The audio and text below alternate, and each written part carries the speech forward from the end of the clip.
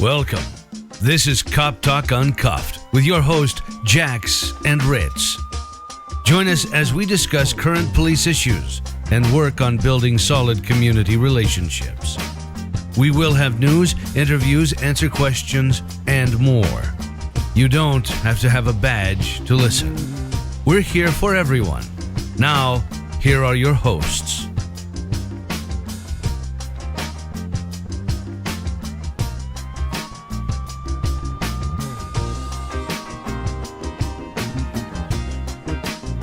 Welcome back. This is Cop Talk Uncuffed. I'm Jax. I'm Ritz.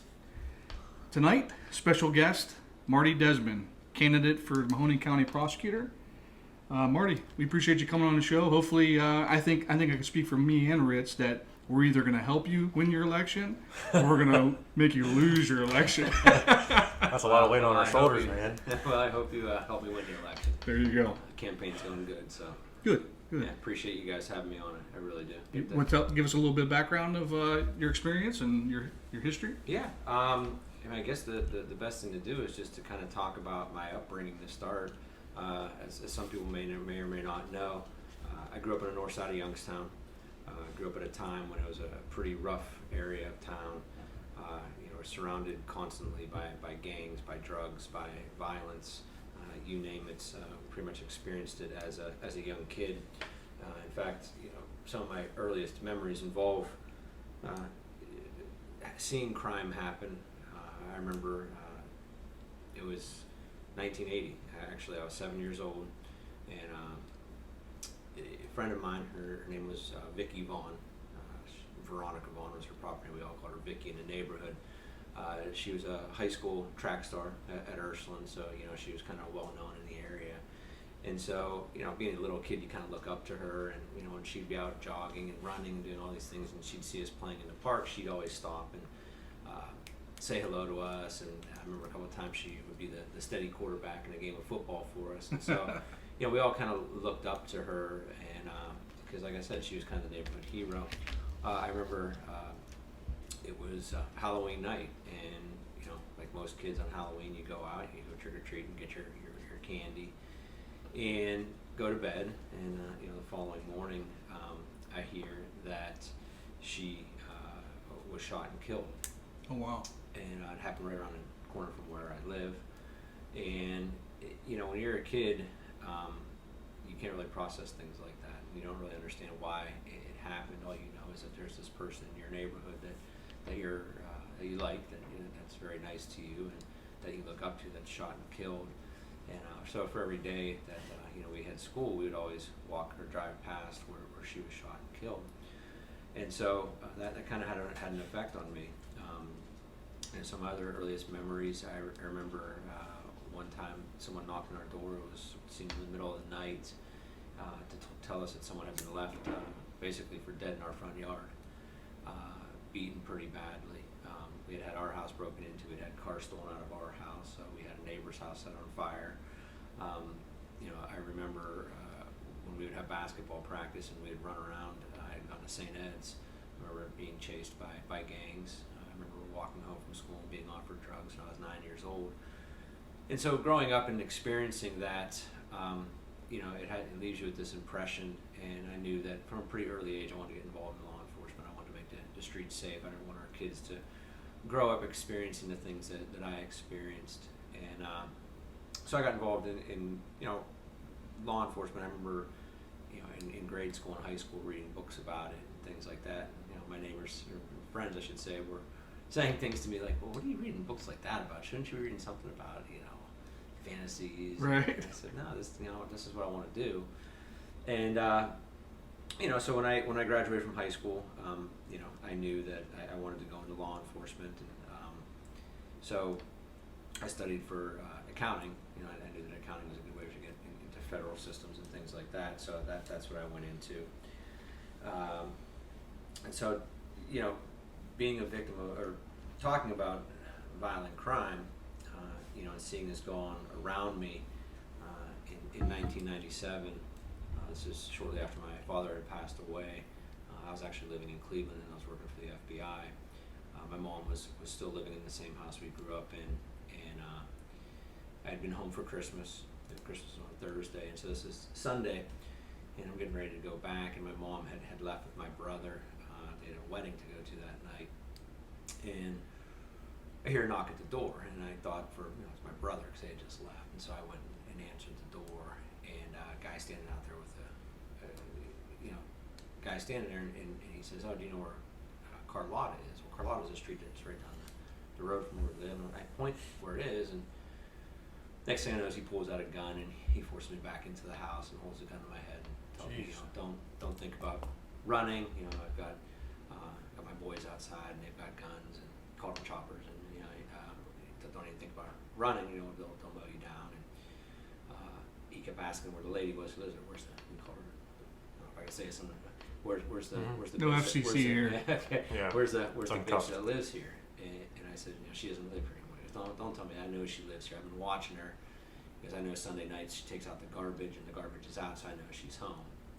And I said, well, she just left. And he proceeds to take me around the house for what seemed forever. It was probably about 30 minutes, 40 minutes. The whole time telling me if I try anything, he's going to splatter my brains on my mother's kitchen floor, and he was going to come back and rape and kill her. So he takes me around the house for, like I said, probably 30, 40 minutes. No money in the house. And so as we're, kind of finishing up the search, if you will, of the house, I tell him I'll take him to the bank and I'll get money out of the ATM. I'm thinking I'll do whatever I can to stall. And so we get to the front door of our house, and I remember convincing him that he should go out first because my neighbors would think it was strange if they saw me walk out first. Now this is 7 o'clock at night. It's pitch black, middle of December. There's no one standing outside. Right.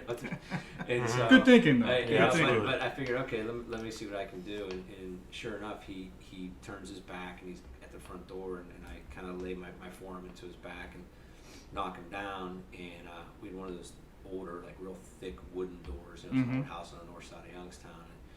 And, quality made. Yeah, it was a big, heavy one, and I remember he fell and he's turning, and as he's turning, he's raising the gun up as I'm shutting the door. Jeez. And thankfully the door just slammed shut, and we had one of those old-fashioned panic buttons right next. It wasn't like the keypad now. It's just literally like a red knob you just hit, and the buzzer goes off, and I hit it just as he starts shooting at me. And, wow. Thank God, obviously he missed. I ran back inside, and hurried up and found one of the phones that he had not ripped the cord in half because he had disabled all the phones.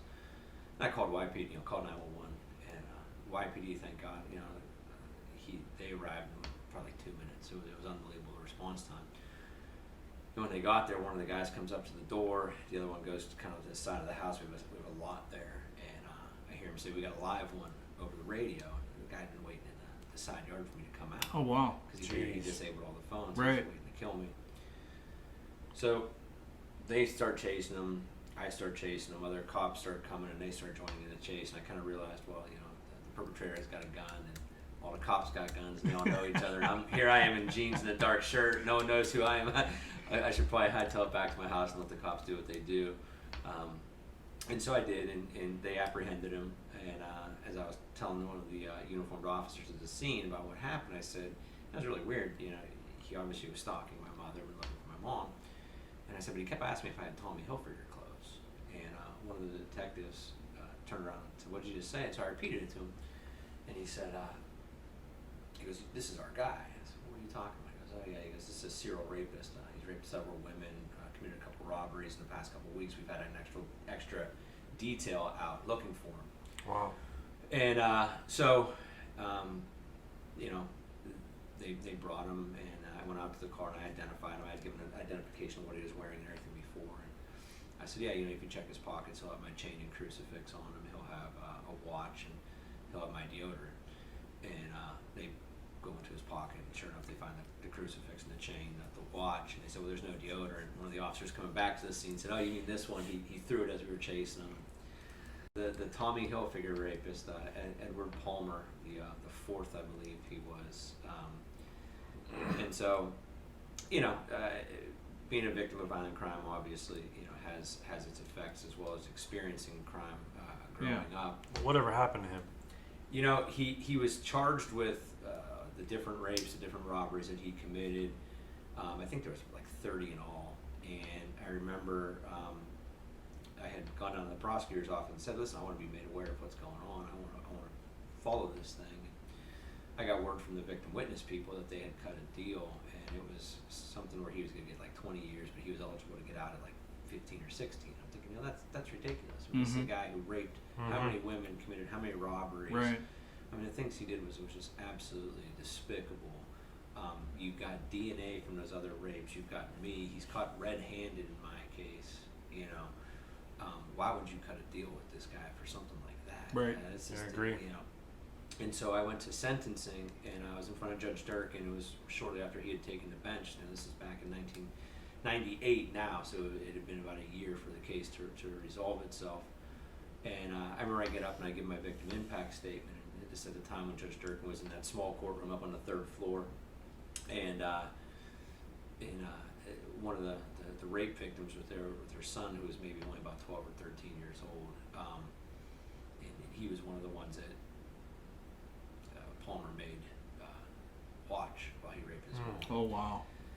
And so she starts lighting into him during her sentencing hearing and yelling at him. Well, he starts snickering at her, and she takes after him.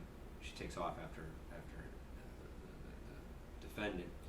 The son comes out from behind to go after him, and his family's there. So I'm trying to break it all up, and deputies are called in, and we get, they get order restored, and we go back in, and I still remember this guy is talking to the judge and his kind of his allocution, if you will, or why he should get lesser sentences. He's saying, I have a problem, and I shouldn't be going to prison. Prison's not going to help me. I should be going to a hospital, and prison's not going to help me. When I get out, I'm going to do this again. I remember saying, when I get out, I'm going to do this That's again. evil. Add sentencing. That's some evil shit. It was great. Judge Durkin, I can still remember, and he's talking to him, and he's saying, how do you say it? He goes, no, I understand what you're saying, that you have issues that prison may not help to resolve, and that you would get out and do this again unless these issues are addressed. But unfortunately, we don't have the facilities or the capability to fix what is going on with you. And he said, so my obligation is to protect society from you, and my obligation is to send you away for as long as I can. And he ended up hitting him for about, I think it was 30 years. And so it was a pretty good day. How old was this gentleman? I don't want to call him gentleman. Yeah, for lack of a better term. He was, I think he was 20. Okay. But what's really crazy about it is he grew up around the corner from me. Okay. And he was obviously considerably younger than me. I at the time, this was 97, so I was 23, 24. I think he was like 19. So I was 4 or 5 years older than him. And my mom, who volunteered at St. Ed's, taught him. Oh, wow. And actually remembered him in class, and remembered how he had some issues then. And he claimed during his interview with the police that he didn't know who my mom was, but like I said, he knew everything about her. I mean, he knew the type of jewelry she had. He knew her routine, knew her car. This was a bad dude. This is a guy that was a professional at his job, quote unquote job. Let's put it like this. This was, and I remember saying this that night. I said, this isn't his first time doing this. Mm-hmm. I said he had this almost down to a T with the way he wasn't nervous. He was pretty even keel about what was going on. This was not his first time, and I later found out he was involved in gangs, and he had drugs and you name it. But he was not a savory person. He was an unsavory person, to say the least. But it was pretty traumatic, and thank God it worked out the way it did. It leaves you with scars, no doubt. But that is a scary story. Oh yeah. You said you were already working for the FBI at the time. Yeah. What had happened is, so prior to messed with the G-man. Yeah. Well, what happened is prior to my senior year of undergrad, I went to lunch and met a couple of FBI agents. And they had told me, you're young, but apply, when you're 26, 27. I said, okay, just to get some life experiences. And so after I graduated, I moved back home, and I started work as a probation officer down at juvenile court. And I happened to be out at dinner one night, and I saw one of the agents, and he said, "Listen, we're having a hiring frenzy, basically. Get something in." And so I did. And the FBI came back to me and said, "You're too young right now to be an agent, but we'd like you to be an analyst." And so I literally got that letter. It was like the day after my father had passed away, and so this was in February of '97. And so by September of '97, I had been, they had fast tracked me in to get me hired. So I started with them, and then, like I said, this happened, I was an analyst at the time, and so this happened in December of '97. The points that I've been getting across as part of my campaign, and we can always come back to this. Sure. I have 18, as I said, I have 18 years of law enforcement experience, and I worked as a juvenile probation officer. I worked for the FBI for 4 years, then went to law school, and graduated from law school with honors in 2.5 years, and started work at the prosecutor's office, and I was there for 13 years. Prosecuted pretty much every type of case imaginable, from low-level offenses all the way up to aggravated murders. I was the lead task force prosecutor for the drug task force, the violent crime task force. Prosecuted over 1,000 criminal defendants during that time. Just kind of looking at some of my notes. Involved in a lot of different activities while at the prosecutor's office, grand jury, training of other prosecutors, training of police officers. You name it. I did it. In fact, I was the first Mahoning County prosecutor to investigate, indict, and prosecute a state-level wiretap case. I had the assistance of an assistant AG from the Attorney General's office, but I was the first Mahoning County prosecutor to do that. And in fact, we did 2 cases like that. The first one, I think we had around 50, maybe 50, 70 people. Same thing with the second one.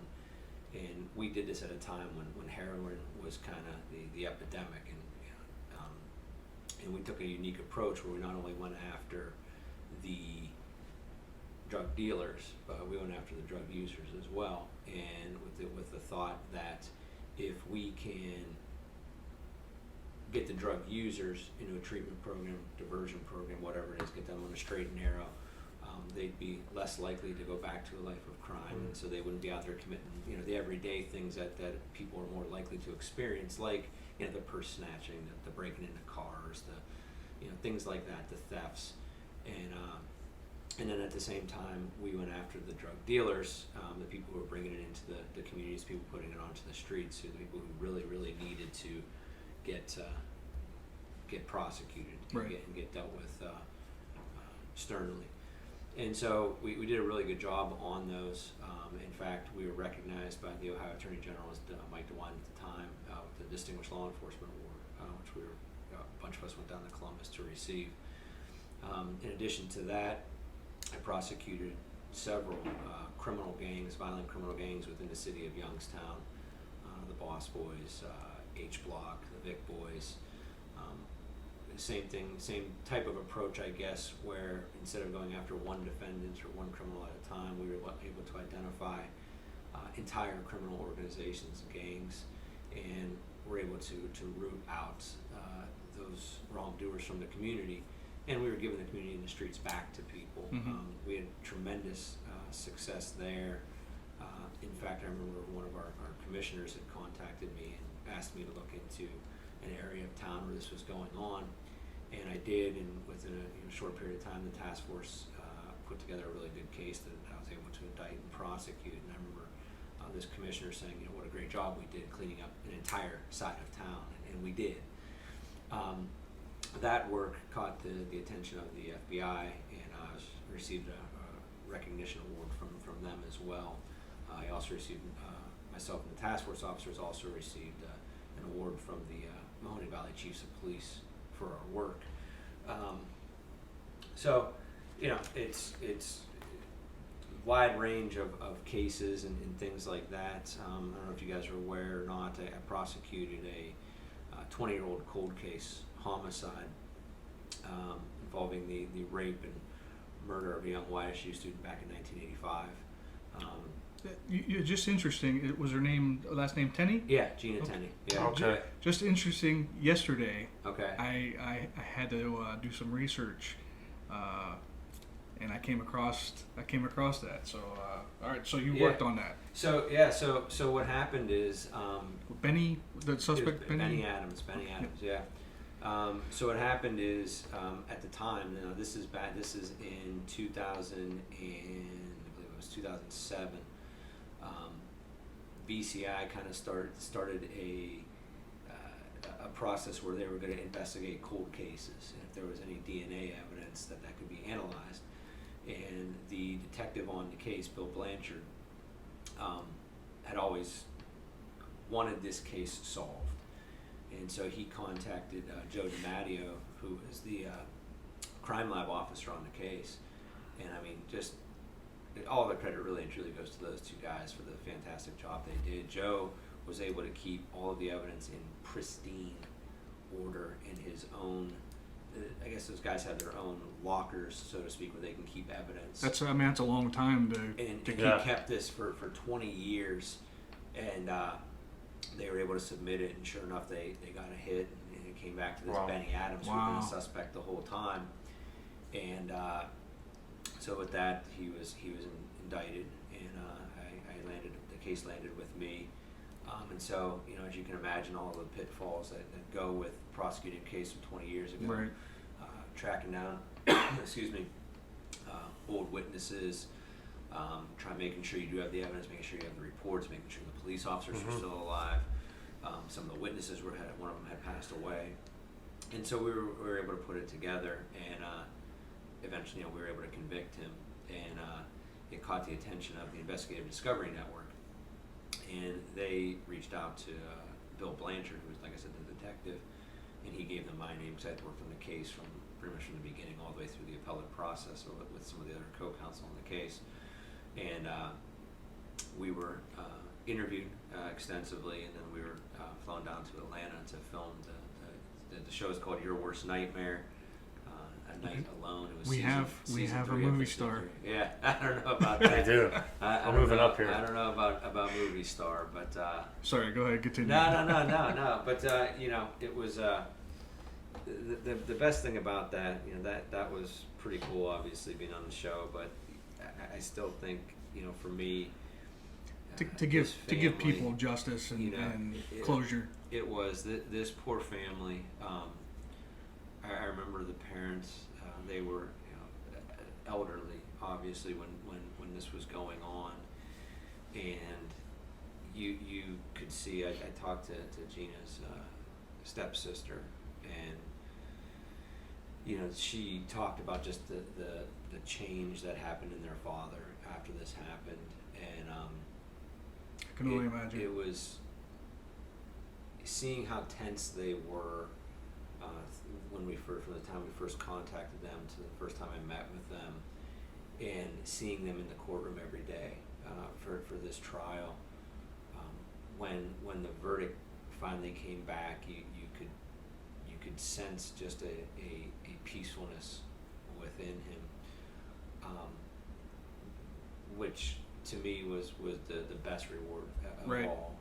Seeing justice done, and you accomplished the reason why you got into law enforcement. Yeah, and so, shortly after this, I learned he had passed away. But having that sense that we were able to give him some closure and some peace was very moving for me. And so, as a prosecutor, I know what it's like to be a victim, and I know that when I talk to victims and I explain to them, I know what they're going through, that it kind of gives me a little bit different approach to things, and it gives me some credibility. Right. When I get to talk to witnesses and explain to them, listen, I know what you're going through. I I know the fear you're going through.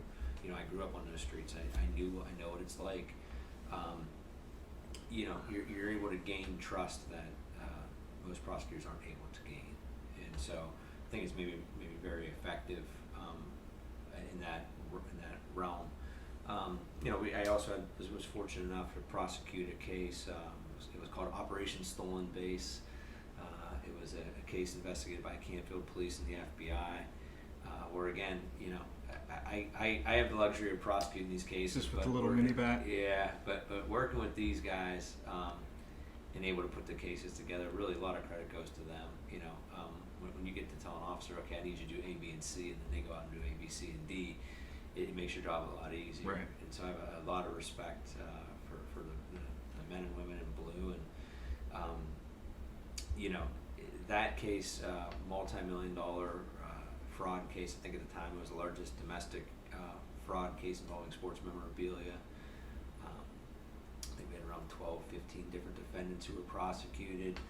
That case caught the attention. I remember MLB was, you know, Major League Baseball was reaching out to us to ask what was going on, because it obviously was affecting them, because it was, you know, the memorabilia was fraudulent. A lot of it was baseballs, right. Baseball signatures and player signatures, and then obviously it caught the attention of the Sports Illustrated. And Sports Illustrated did an article back in, I think it was like November of 2000, or I think it was November 2017, where they wrote about the case. So that's awesome. That was pretty cool, getting to do that, and so, you know, just the wide range of different cases that I've been able to work on has been very rewarding, and so you know, that's kind of my background in a nutshell. Back to Benny Adams for a second. Yeah. Do you know his history? Was he like another serial rapist, or? Yeah, ironically he was. So what happened in that case? Gina Tenney lived in a duplex. She was had gone to YSU, and she had moved into this house, still on the north side of Youngstown, there, right, kind of off Ohio Avenue, off of Elm, up in that area by where Rand High School used to be. I should say Rand Stadium is still now, but she lived up over there, and she had Benny Adams. She lived upstairs. Benny Adams' girlfriend lived below, but Benny Adams was always there, and she had a boyfriend.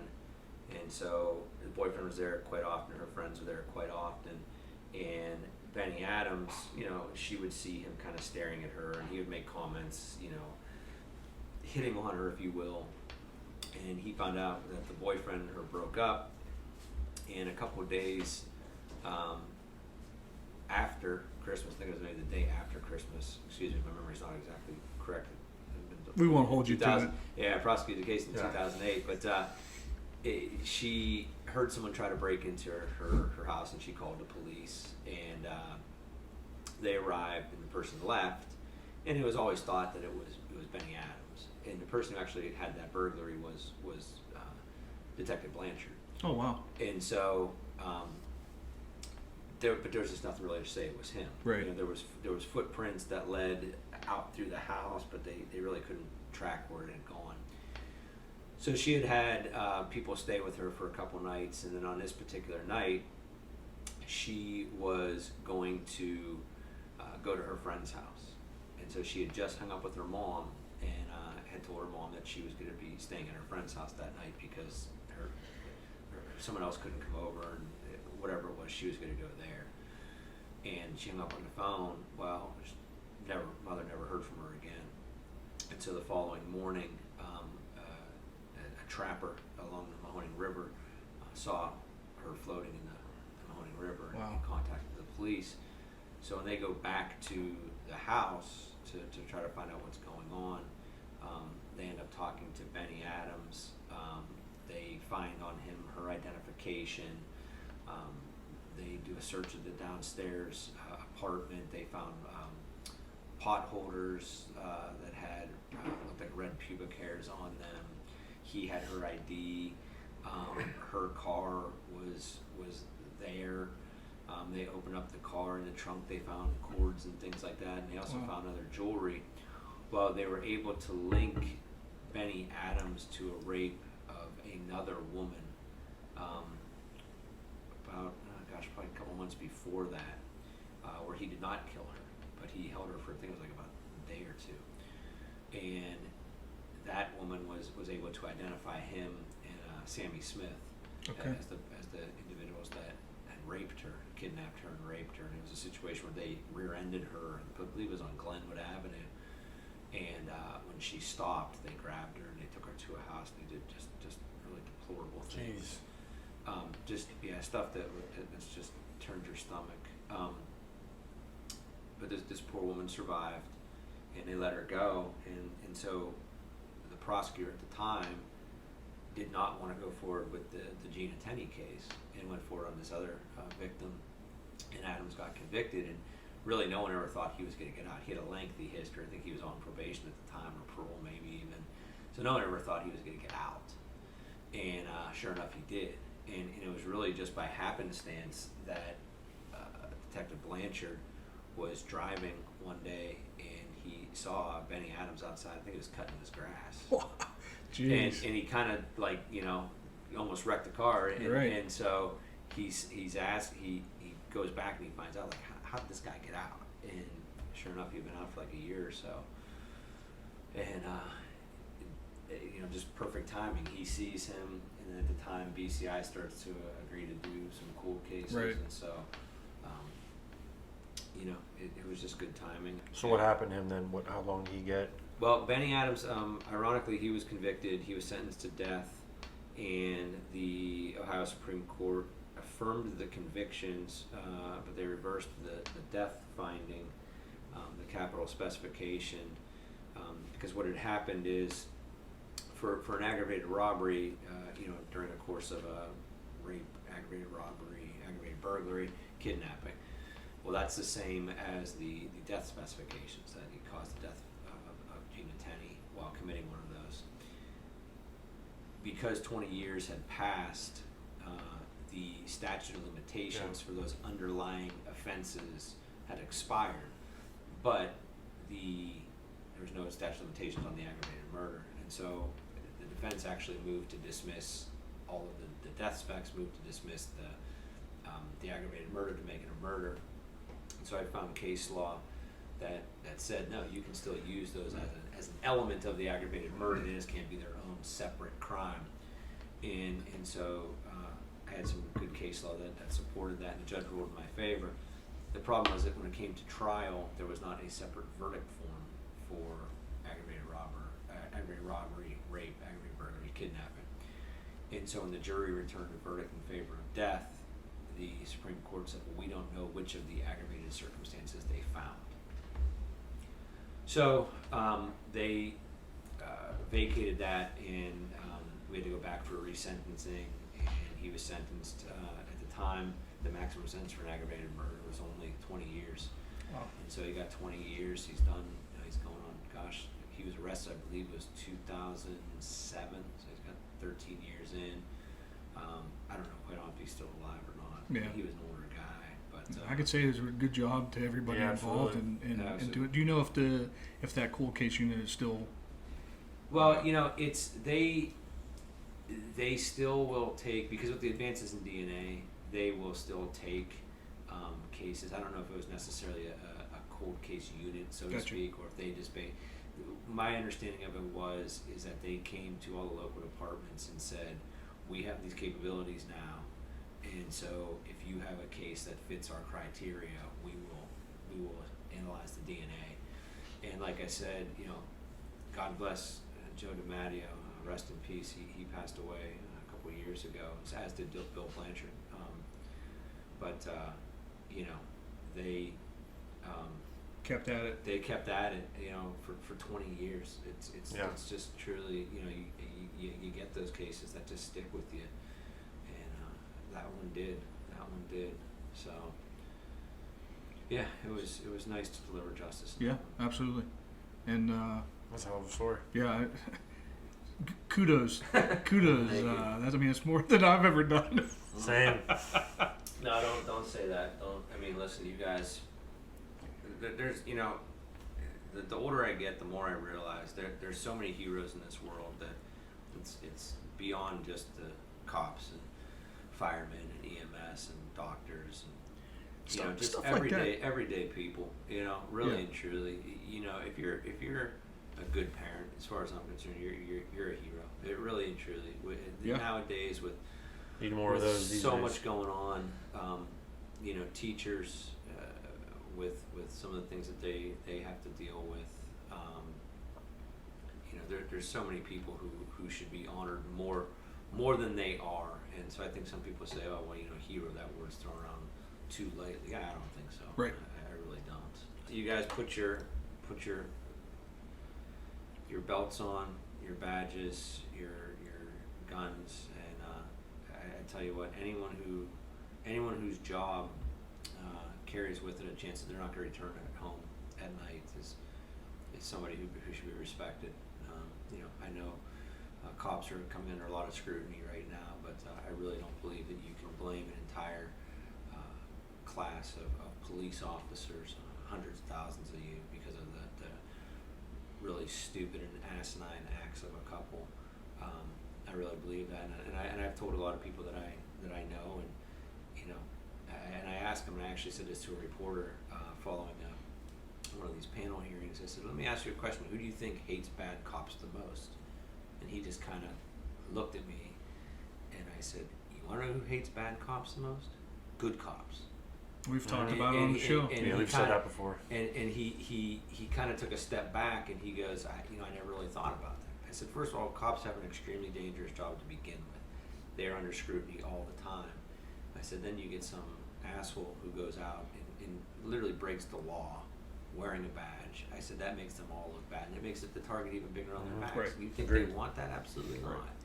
And I said, it's really unfortunate that good cops have to answer to what bad cops do. Yeah. And so So you said you did a lot of work with the Mahoning Valley law enforcement task force. I did, yeah. And the FBI Violent Crime Task Force. Yes. I don't think a lot of people understand what those task force are. If you want to go in a little bit. Yeah. So the Mahoning Valley Law Enforcement Task Force, which is typically referred to as the Drug Task Force, is a task force that was formed, back in the 90s,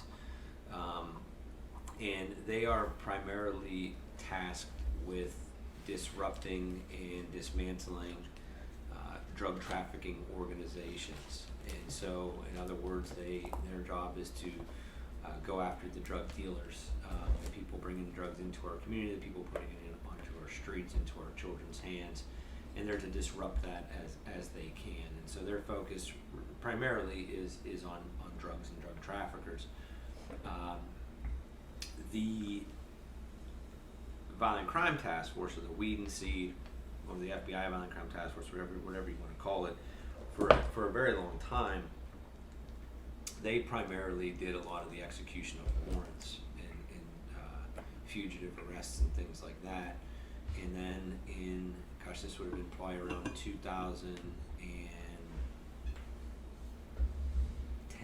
2011, around that range. The FBI got a new supervisor, John Holloway, and he wanted to start doing more law enforcement type of investigations as opposed to just simply the fugitive aspect of it.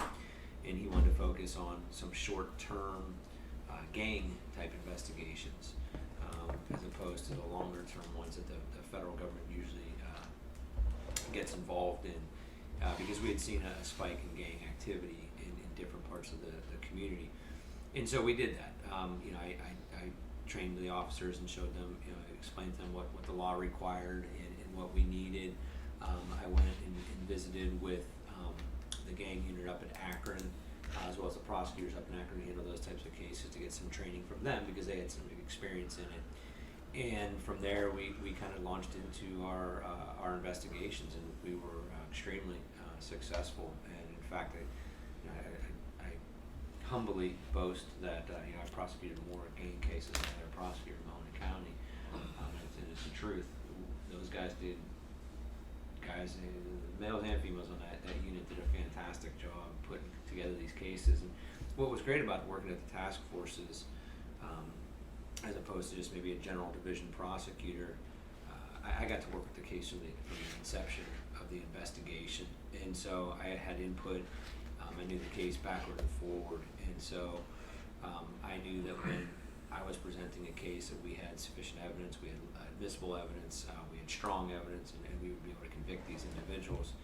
And so, it's different working on a case from the beginning as opposed to being in a courtroom where a case is investigated and looked at by somebody else, and then it lands on your lap, and you don't really have much control over it.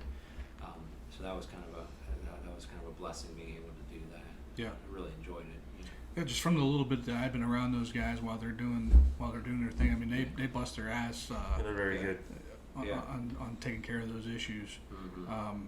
There was a lot of things that when I took over there that I went in and had to, I don't want to say change, but things that needed some amending and tweaking, and things as simple as when they're writing their reports, I wanted times and things like that, because as you can imagine, at the time I think there was 15 or so, 20 officers there who would be bringing you cases all the time, and trying to watch an hour-long video to find that 30-second drug deal. I'm like, listen, I need to know what time it is. Get the reports. Right. Make sure reports are detailed. So we worked on a lot on that. Just some other legal issues. Some changes occurred during the time I was there, and I wanted to make sure that they were doing everything properly and things like that. And so. You talked about some of the criminal gangs that you went through.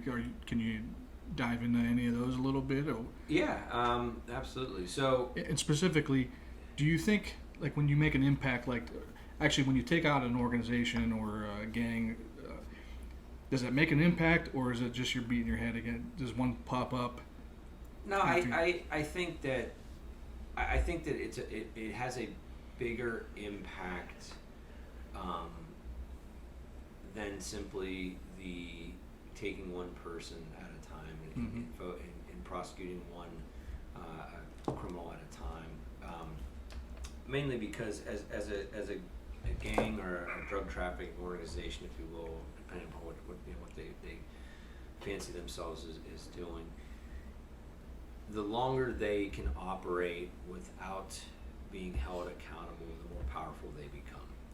And so if you take out one of their members, they're going to replace it, that person, with another. Right. And so I'll give you a perfect example. One of the biggest cases, the one I think probably had one of the most significant changes brought about, was the case involving Dwayne Colvin, where Youngstown had experienced a spike in homicides, and we believe that it was a lot of them were linked to this Dwayne Colvin and his drug cartel, for lack of a better term, his drug enterprise. And so there had been a meeting with the chief of police and some of the other law enforcement agencies, myself included, some other people from the task force, about how we could go about investigating, dismantling this group, because we had known that they were the prime suspects in, I think, about a half dozen murders in about a 6-month period of time. And so we were able to conduct a drug investigation into them, because they were bringing in large volumes of heroin. And just so you know, everything I'm talking about is stuff that's already been testified to in courts. There's nothing confidential being disclosed. Oh, here. come on, we got to get something juicy. Not going to get it from me. And we've had plenty of trials on this, so this is all public record. But we should have made that crystal clear at the beginning, because we do have some people that like to go in and they say things about our guests. So okay, well, now that's we know who you are again. Yeah. So during the course of that drug investigation, we were able to develop leads to these homicides, and we're able to charge not only Dwayne Colvin, who was the head of it, but Vincent Moore, who was a head. We were able to charge Melvin Johnson. He was one of the hitmen. Michael Austin and Akeem Henderson who were two of the other hitmen involved. And putting together a case like that where you're able to show the jury, okay, here's the drug organization and here's all the people involved, and there was about 15 people involved there, and then here's the hierarchy of the people in charge, and here's the hitmen whose job was not to sell drugs, their job was to kill. And that was their job. And going through all of that and putting that together, and like I said, we had a trial for Akeem Henderson, Michael Austin, Vincent Moore, and Melvin Johnson, and we're able to convict all of them. And taking them down, I mean, you saw an almost immediate reduction in homicides. Now that was going on in conjunction with some of the other cases, specifically the H Block criminal gang, which had been operating on the south side. We were able to identify 4 members of that gang. We followed that up with the Vic Boys over in the Victory Projects. And in each of those, not only were we able to get them for the gang activity and some of the other crimes, but we were also able to work on and solve some of the unsolved homicides, which was nice because you're sending a clear-cut message to people that if you engage in group behavior like this, there's going to come a time when you're going to fall just because the people around you are falling and because you're involved in what they're doing. And so I think that it gives people kind of a moment of pause about getting themselves involved in that.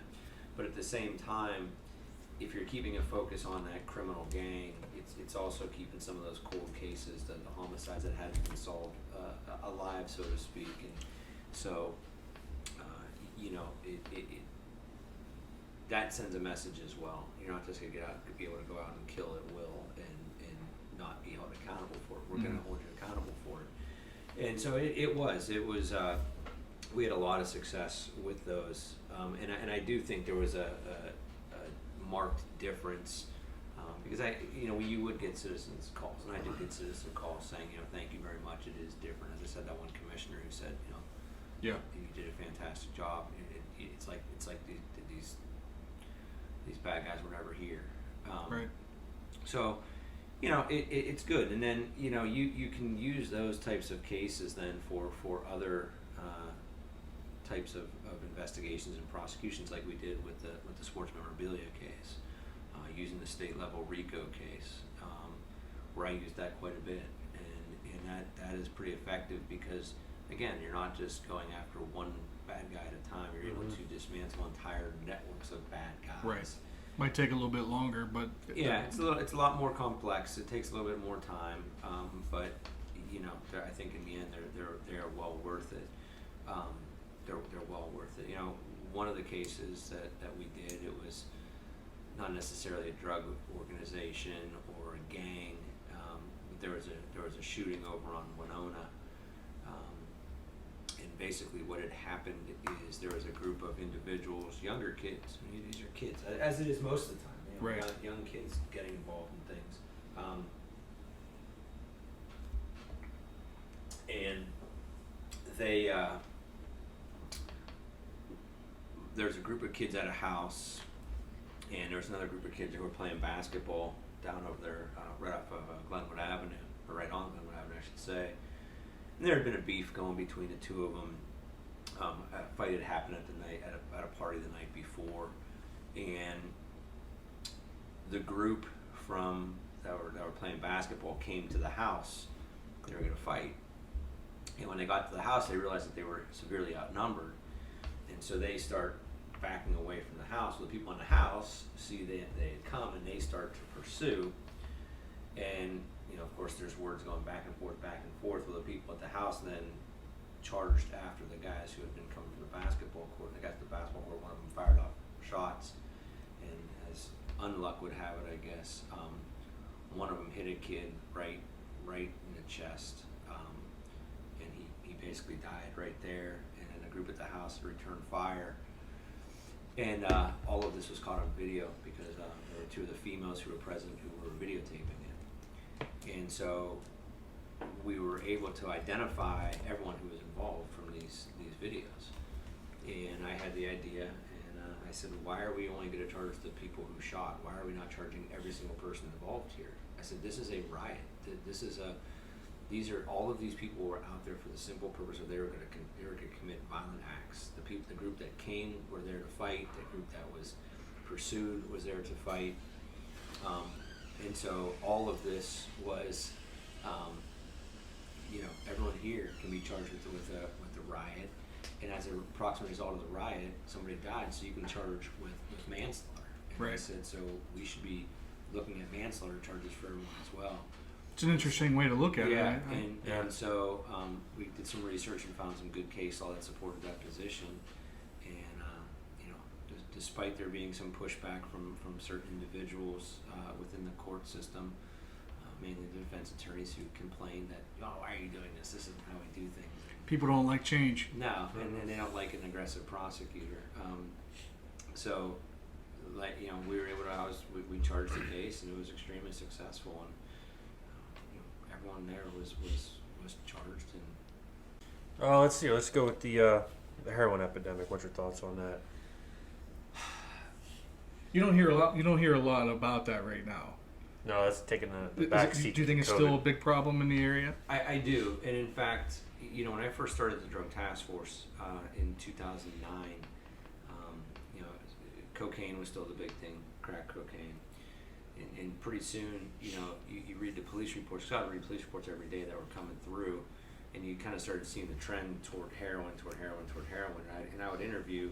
I took time out to interview drug addicts. I wanted to know their points of view on things, and would interview drug dealers when they would allow me, and just tried to gather as much information as I could. And I said it pretty early on, this is like something we've never seen before, and this needs to be addressed. And I kind of got okay, you're just being an alarmist. And I said, no, I'm not. I'm telling you right now, this is going to hit like nothing we've ever seen. And sure enough, about a year later, there's seminars at the Cleveland Clinic, the U.S. Attorney's Office is holding seminars and everything, saying, whoa, no one saw this coming. I guarantee you us prosecutors on the ground floor saw this coming, because it was there every day. And so, the thing with heroin is, as you guys know, and I'm not telling you anything you don't already know, it's so much more potent now than it was 20 years ago, 30 years ago. And even then, it was chasing the dragon. You have that first hit, and you keep wanting to recreate what it was like to have that first high, and you can't. And so constantly what happens is you start using more and more and more until you overdose. Right. And then, God willing, you're able to make it through that, and you go through a period of sobriety. The first time you go back, you think you can use as much heroin as you used before you overdosed. And what happens? You use the same amount, your body's not ready for it, and then you overdose and die. Right. And so it's a story that you just see again and again and again and again and again. And I think a lot of this started too, not only because of how addictive it is now, how potent the amount of the heroin is now, but there was also that huge spike in the prescription medication. And I can't even remember how many cases I had where the person started off using pain meds. And one girl in particular, I remember she was a softball star, and she tore her shoulder up in college, and she was able to get pain meds when she was in college all the way for 4 years. And when she finished up with college and graduated, and guess what? No more pain meds. Yeah. And she didn't have a job that paid for them, and she couldn't get insurance to cover them. And so what does she do? She turns to the legal form of it. And you see that happen. It's a common theme. Again and again and again. And, it's just like, it's like a broken record. It happens again and again and again and again and again.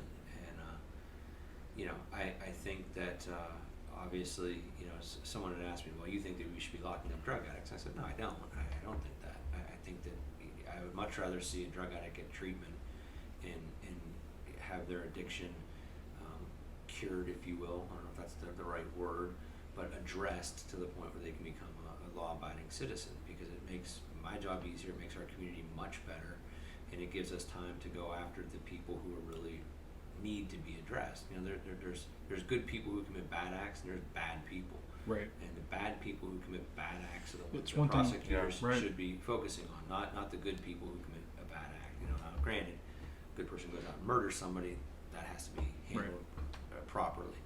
But I applaud our judges. Judge Durkin does a great job with the drug court. Our other judges who get people into the intervention programs. Judge Sweeney has her mental health court, and so any of those programs, the diversionary programs, I think are fantastic because, like I said, it frees up resources for other things that we can. And from a prosecutor's point of view, I've obviously had I have issues with the current county prosecutor. I think he's quite honestly doing an extremely lousy job in leading that office, and I say that because I've seen it time and again with what transpires and what he allows to transpire. And probably one of the biggest things that I one of the biggest things, there's a lot of big things I have to say about him, but when I first started in the prosecutor's office, we had we took pride in what was called our pled as charged rate. Plead guilty as charged, and what that is you take any defendant and take defendant A and they're charged with a felony in the second degree. Do they plead guilty to that felony in the second degree, or do they have it amended?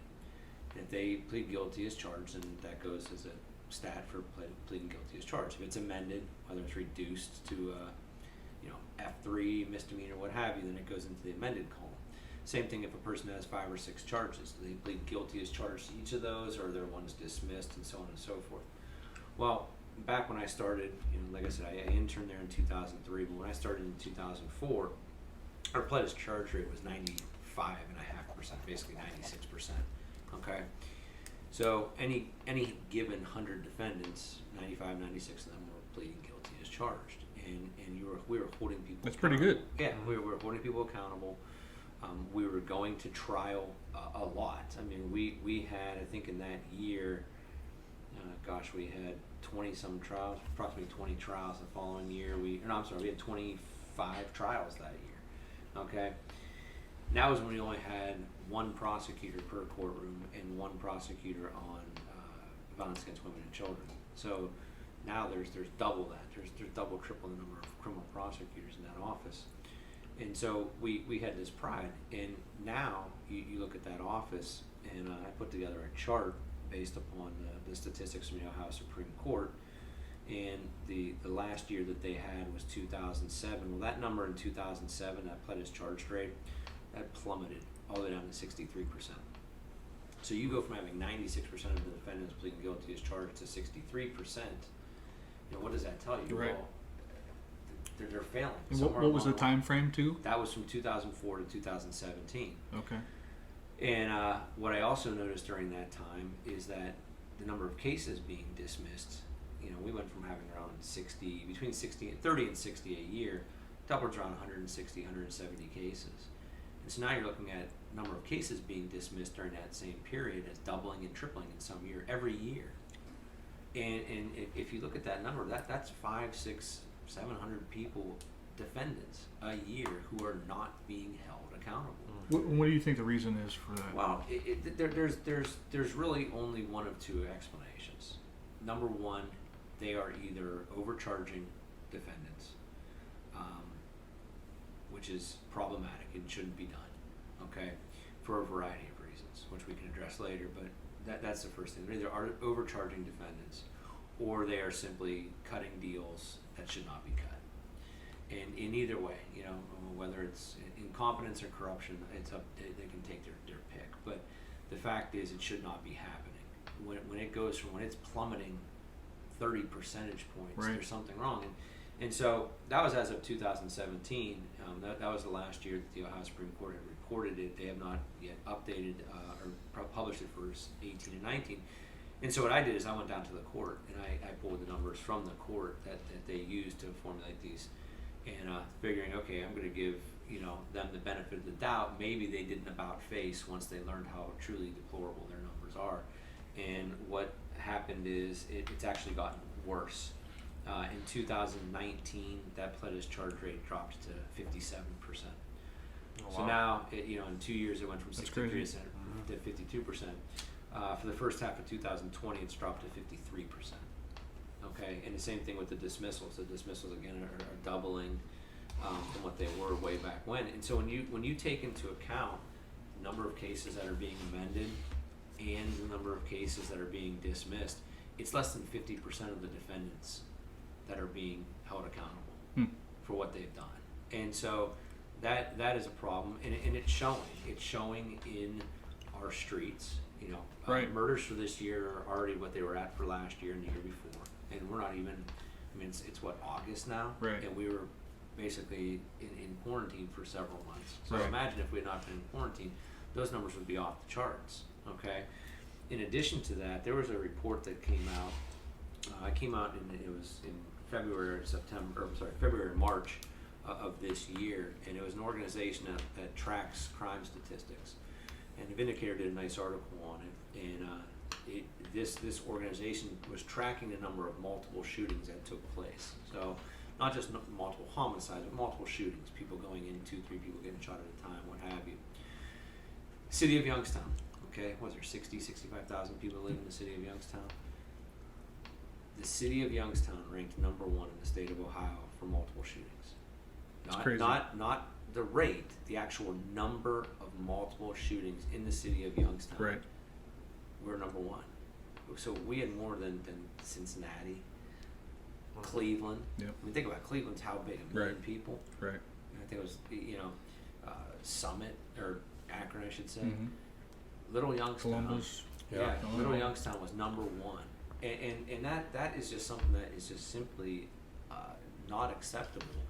And I don't know if you guys saw it or not, but probably about a month ago, there was one of these guys who was responsible for that number, responsible for Youngstown being number 1 in a very bad category, was in court. This guy had been in a fight at a bar.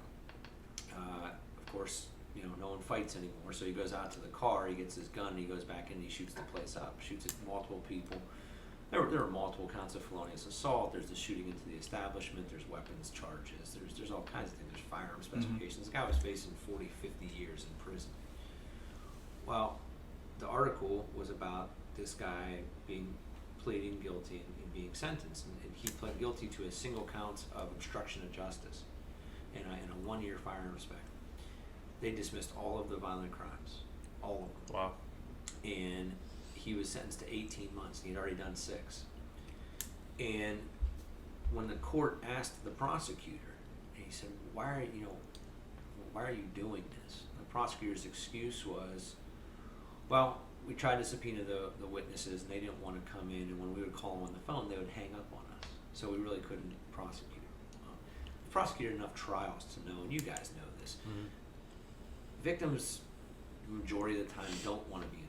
Mm-hmm. They even victims, it's difficult. They're afraid. Right. They don't trust the system because there's no rapport built with the victims, with the community. Right. Okay. They don't call them. They don't keep them apprised of what's going on. So now you don't do all this, and all of a sudden you're calling them out of the blue, saying, "Hey, come down here and help me." Right. Well, that's not how it works. Right. But long and short of it is, you subpoena them. If they don't appear in court, you have Youngstown police at your access, you have the task forces at your access, you have the other marshals units, you have people who are available to go out, find these people, and bring them to court. You Right. can get material witness warrants. And I was talking to a group, and one person said, well, do you really want to be arresting witnesses? And I said, no. I said, I don't like doing that. And I said, but consider the alternative. The alternative is that we put truly a psychopath back onto the street. Right. And I don't want that. Right. I don't want to see innocent people getting killed. And so, you have to do more than a phone call. And so they really and truly, they dropped the ball on that case. That guy's going to be out this time next year. He's going to be out on the street, having gone in and shot up a bar, and for all intents and purposes got away with it. Right. Well, what do you think that guy's going to do next time? Right. I mean, he's going to be emboldened. Mm-hmm. But it's not just going to be him. Think of all the other people out there who have followed that case and are looking at this going, my God, you can shoot up a bar and get 18 months. And that's another reason why I think witnesses and victims don't want to cooperate, is because Exactly. stuff like that. And not only for the officers, because a lot of officers wonder why people like that have a long criminal history get the bare minimum. Victims, I've talked to many victims that wondered the same thing. They don't trust that office, and you know, I know you guys can obviously speak about the office. I'm not asking you to, but people know. But, you know, police officers know. Believe me, I've talked to enough of them. People know. People at the courthouse know what's going on, and so, you know, someone asked me too. Well, you know, isn't that the courtroom prosecutor's fault? How is that the sitting county prosecutors? And I said, well, why does he not know what's going on in his own office? Mm-hmm. I mean, that is a major case as far as I'm concerned. First of all, he should know what's going on in every case. He should be there. He should be at that courthouse. He should be checking in, talking to the judges, finding out what's going on. The guy doesn't go to work. I mean, it's well known. He doesn't go to work. Mm-hmm. He's not in the courtroom. He's not checking up with the judges. I mean, he hasn't tried a criminal case. He hasn't prosecuted a criminal case in 12 years. Last case he prosecuted was in 2008. The time before that, I think, was in 2005, and that case was reversed on appeal after the defendant's constitutional rights were violated. This guy doesn't come to work. He doesn't keep track of what's going on.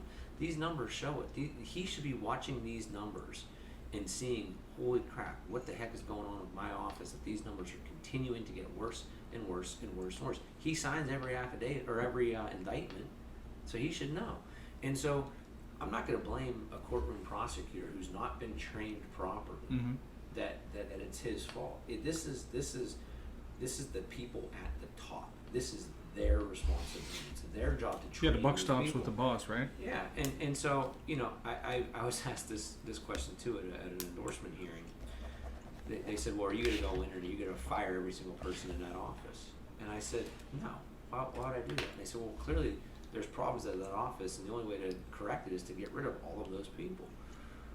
And I said, listen to me. I said, I understand this is a campaign, and I said, and I know for a fact that my opponent is telling everyone in that office, when Marty becomes prosecutor, he's going to fire every Right. one of you because it's what you do. It's what Right. he does. And why? Well, because he wants every one of them contacting their parents saying, Mom and Dad, vote for my boss, or else I'm going to lose my job. Calling all their friends. He has them making the phone calls and doing all those things. And also, he's getting them their money. He gives them their raises, and then that money is kicked back into his campaigns. And so, I said, no. I said, I'm not. And I said, I know he's telling people that, but I've never said I'm going to fire everyone in that office. And I said, the way I see it is this. This is an analogy I brought up that people have really kind of understood. I said, take the Cleveland Browns from last year. I said, they were loaded with talent. Right? Loaded with talent. Yeah. They had an awful coach and an awful managerial system. And I said, what happened? They lose. And I said, because bad people at the top, and I don't care what talent you have at the bottom. Well, it's the same thing in the prosecutor's office. You can have all the talent you want in those courtrooms. If there's no one at the top managing them, Right. they're not going to perform. I said, take an organization now like the Steelers. I'm a Steelers fan. Sorry about all you Browns fans out there. Well, Or Cowboys. Or Cowboys. Cowboys here. Yeah. Well, they're hopefully get a season, but yeah.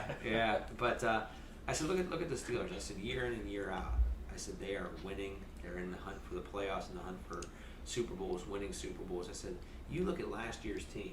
I said, they were completely depleted. I said, they got second, third string quarterbacks in. They have a third string running back. Their lines are hurt. Their wide receivers are diminished.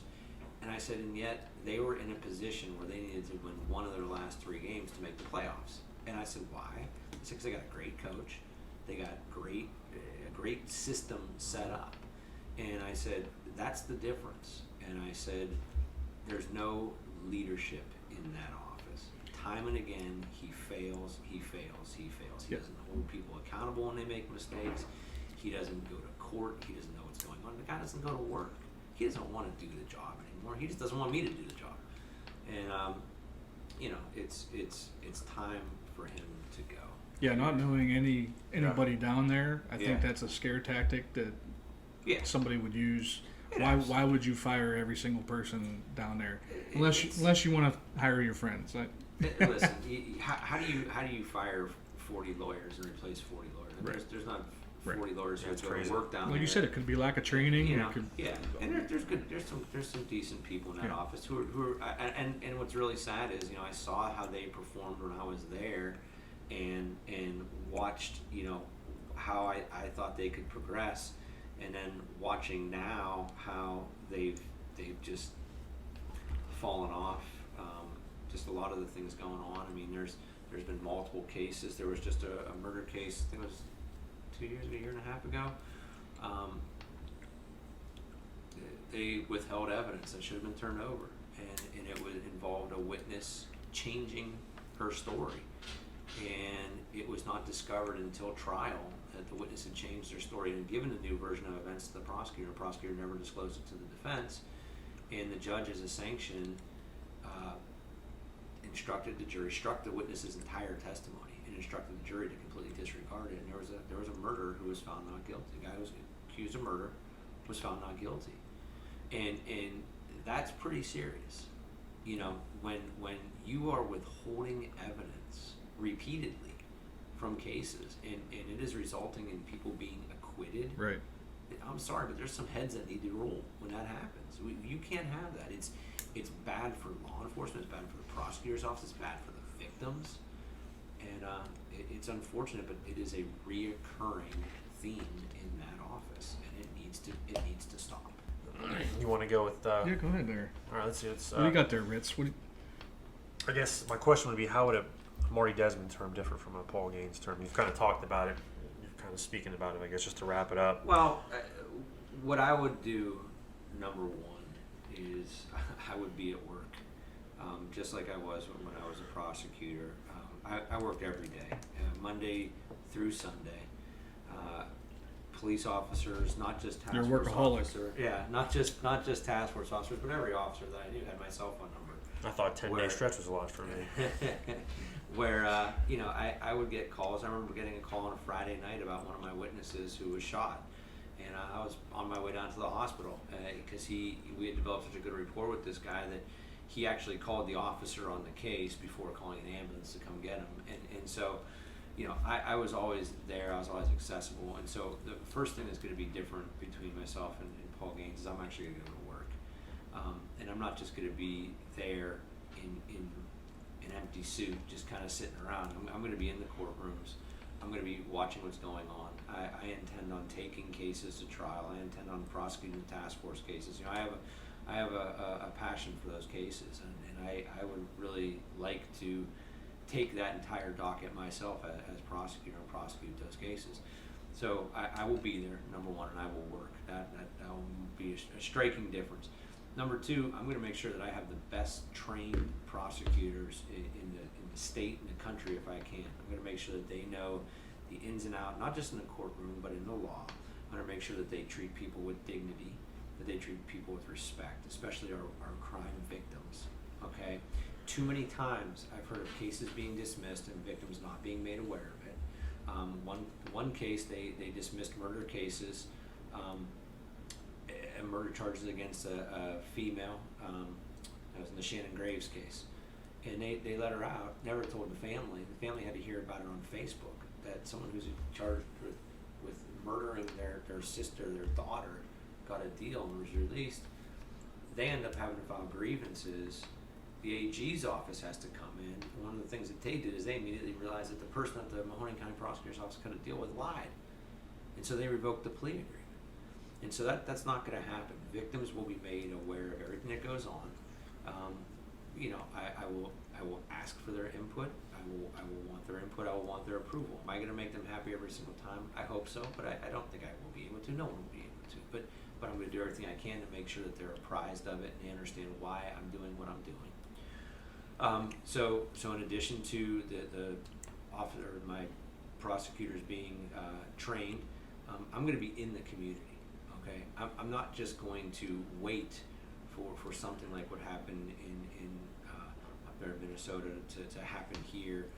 I'm not going to wait for people aren't going to have to riot to get my attention. I'm going to be in the community, learning what the community wants to see from their prosecutor's office. I'm going to have an open door policy, not just for my employees, but for the community at large. Okay, and so that's what I did when I was a task force prosecutor. I would talk to citizens all the time. I would work with the SERVE program, the Community Initiative to Reduce Violence, because I truly believe the best way to reduce crime is to prevent it from happening in the first place. And if you can reach out to these younger kids and show them that there is a different way to lead your life, and get them involved in sports. Work with someone like Chris Emile, who's going to get these kids off the street and into a football program. Work with some of these guys who run these basketball programs. I know there's the Youngstown Pride, one of my good friends runs that. They do a fantastic job of getting kids involved in you see those kids, they stay out of trouble, they go to school, they graduate, they go into college, they become something, and that's something that should be happening for every kid. Every kid should have that. And the next thing I'm going to do is I'm going to work to reduce the corruption in Mahoning County. Once again, there is rampant corruption in Mahoning People say County. it's gone, but It's not. It's no. absolutely not gone. Just open the newspaper and see what happens. And you remove those people from their positions. You remove them from government. You remove them from the businesses that they're in, so that we can attract new businesses to come here, so that we can attract businesses to stay, so that we can have hope. We don't Right. have that right now because no one gives a damn about what's going on. Well, Right. I've grown up here. I live here. My wife and I we have 4 kids. Okay, I have a 16-year-old, a 14-year-old, an 11-year-old, and a 1-year-old. Okay, the three older ones are daughters, and my sons, and my youngest is a daughter. I'm going to be in this community for a long time. I want there to be a community, and so, I'm going to do that. Doesn't help when Gaines everybody has had leaves. 20 years to do it, and he's failed miserably. Right. And that there's a reason that our community keeps shrinking. It's because we have people like him in charge who refuse to give up the power, despite the fact that they don't even want to do the job, despite the fact they're not doing the job, instead of letting somebody come in who's going to do it. And so, unfortunately, the only way to get him out of office is to remove him. Rich, you got anything else? No, this is Anything else you want to say to close it up, or you want to put out your website? If I'm asking people to vote for me for prosecutor. Asking people to get involved as they can. They can go to my website. It's desmond2020.com. They can visit my Facebook page, which is Marty Desmond 2020, and ask people to get involved. If people like the message that I'm sending, and I think they are, and the people that I've been talking to and meeting with all seem to be 100% on board. I think people realize that it's time for Gaines to go. It's time for a new prosecutor. It's time for new blood in this community, and I have the experience and the integrity to do it, and so I need those people and others to step up and voice that support for me. So I'm asking people obviously to get out there and support me. I gotta say, Marty, I've known you for a little bit, and I gotta take you at face value. Everything you say, I think you're an honest guy. You come across as an honest guy.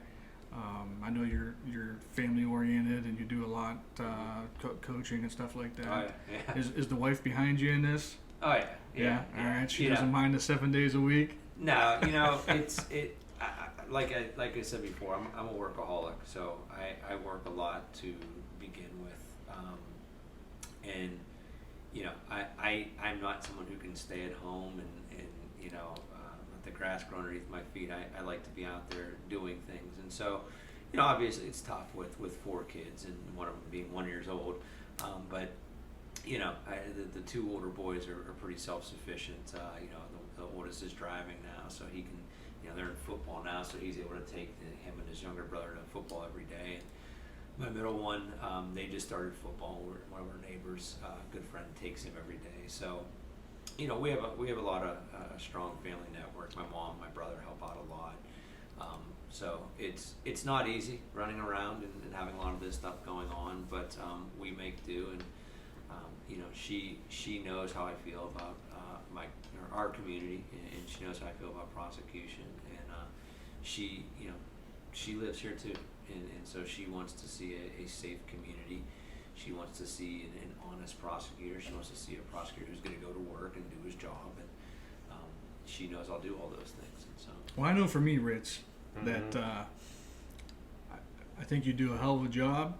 I hope come November, if you're successful, I think you have a good shot at it. yeah, That you don't forget the small guys, okay? Nah. Don't forget where you got your start I never do. on Cop Talk Uncuffed, Yeah. right? But he launched you. Believe me.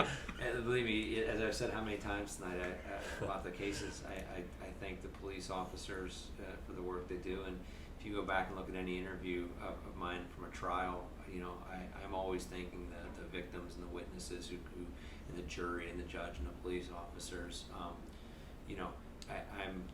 I'm obviously in a campaign mode where I need to talk about myself, and it's hard because I do like to be humble about what I do, but I do remain humble by bringing attention to the fact that it's a team effort, and I couldn't be where I'm at if it wasn't for the work of those around me, and so that's why I'm asking for people to support me in the campaign, because I know it's going to take a team effort, and we have that team building. Yep. I think I'm obviously telling people vote early, just because you don't know what's going to happen, right. and you look at this past primary where it was within hours of the primary and they shut it down, right. and they move it to a date that there are people who didn't even know the election took place, and so you don't want that. So I'm telling people, vote early. Right. Go down there, vote if you want. Absolutely. Good luck. Make definitely good Mahoning luck. County better again. I will. Yep. I will. All right. Thanks for coming. I hope you had fun. Yeah, we appreciate it. Blast. I'll do this Very anytime. very I feel informative. bad, we didn't get a chance to talk about any of the issues, but listen, I'll come back on. Hell, I'll do this every week if you guys want. Awesome. All right, sounds I like good. it. There you go. All right. Thanks, We're man. going to have people fighting That's pretty right, soon to get yeah. on the show. Yeah, it's the launching point for everybody here. Yeah. All right, Marty. Thanks a lot. Ritz. Have a good one, yeah. I Thank you. appreciate it, guys. Thanks for riding with Cop Talk Uncuffed. If you like the show, please follow us on Facebook and Twitter. Also subscribe and like our videos on YouTube. Let's partner up again next time. For now, we're out of service.